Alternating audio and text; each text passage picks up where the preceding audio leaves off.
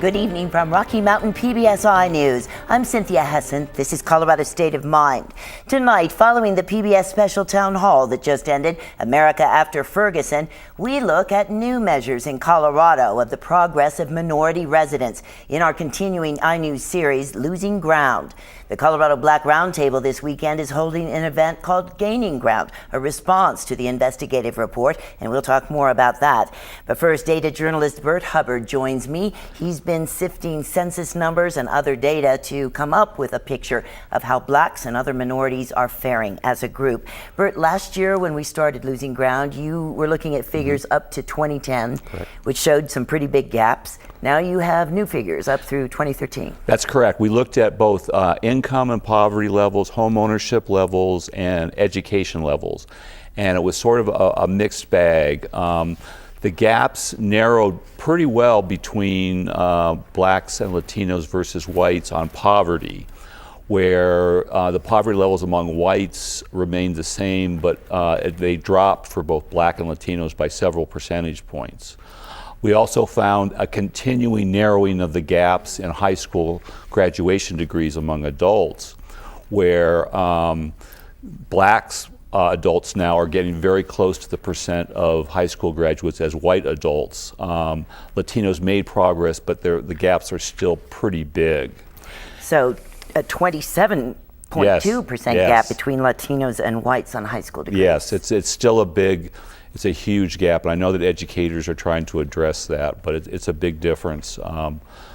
While basically you're looking at 90%, almost 90% of black adults with high school degrees. On college degrees, it was a little mixed, and this is one of the indicators that everyone looks to narrow the gaps is college degrees.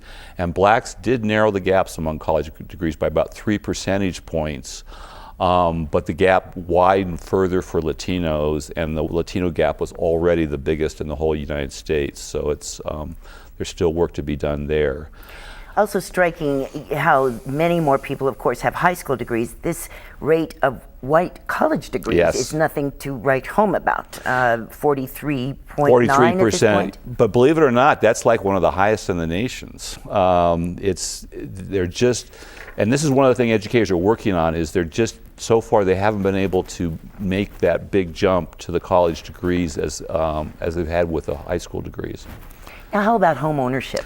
The gaps in home ownership have widened. Home ownership among all three groups fell, and a lot of that is the aftermath of the recession and the foreclosures, and you'll see where the rental market is so hot right now. But they fell further for Latinos and black households than for white households, type of thing. So, but it does look like just by slightly, maybe the black percentage of home ownership is a little higher? Yes, but you're still looking at a 70% rate versus, a 40% rate for blacks and 50% for Latinos. So it's still pretty big. And when we look at family income between these groups, in 2010 that gap was very high between blacks and whites and between Latinos and whites.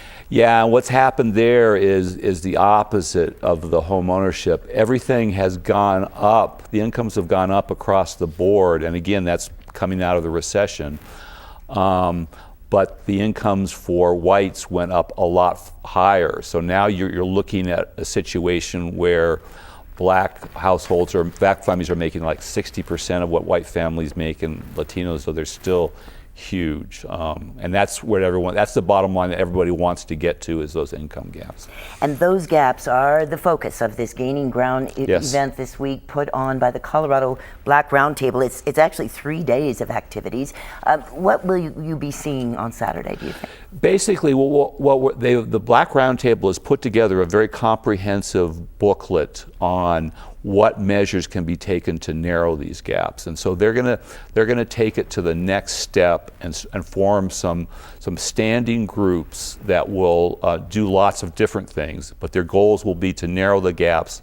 And one of the things they'll be doing is trying to keep the elected politicians accountable for how they are addressing. In fact, at the end of the day, they're asking the Democrats as one group and the Republicans as another group, what will you do narrow the gap. So it'll be real interesting to see what the responses are. And there will be a number of elected officials there Yes. at this Yes. summit. Then on Sunday, very interestingly, the black churches Yes. are going to take part as well. What will happen there? Basically, the sermons and the discussions will all be centered around how do we narrow these gaps? What can we do as a community, as a family, as a city type of thing.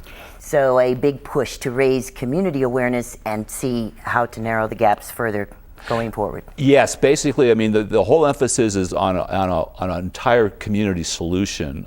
So, you know, the politicians are one thing, but what the families do, what the community groups do is also very important. Thank you, Burt Hubbard of Rocky Mountain PBSI News. Next, the dark side of the oil and gas boom. Our Inside Energy team looks at the workers' safety and on-the-job deaths in energy-producing states.